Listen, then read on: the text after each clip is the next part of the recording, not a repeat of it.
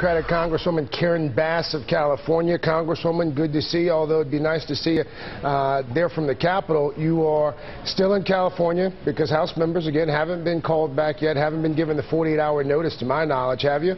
Exactly, and I have flights scheduled every day just waiting for that notice to come. I really think it's a shame. I think the House should be back in business in D.C. right now. The Senate's in session. There's no reason for us to be at home. I want to play another one of Senator Reid's comments. This one was leveled right at Speaker Boehner, and get your reaction on the other side. Take a listen. Sure. The American people, I don't think, understand the House of Representatives is operating without the House of Representatives. It's being operated with a dictatorship of the Speaker. Is that why you guys haven't been called back yet? Is the Speaker a dictator? Well, I think if the Speaker was a dictator, he would have had the votes that he needed for his Plan B. I mean, I think, you know, the situation in the House is that they have this policy that they won't put up a bill unless they can get 100% of their caucus to vote.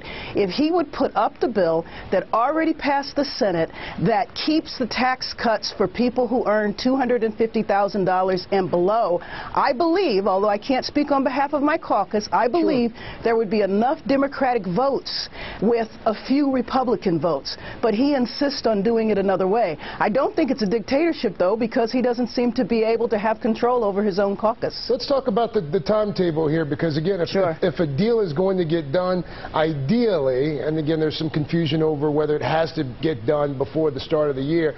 At this point, is it feasible that a deal could even get done before December 31st or on December 31st even?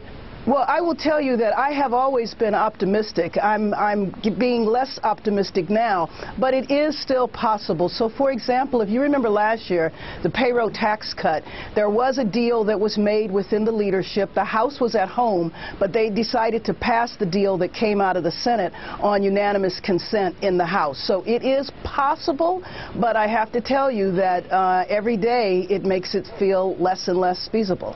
So let's just say, for instance, that a short-term deal does get done this time around. Yes. Most folks do not think that a raising of the debt limit is going to be part of that deal, which then means we might be back at a similar place in 2 months, no?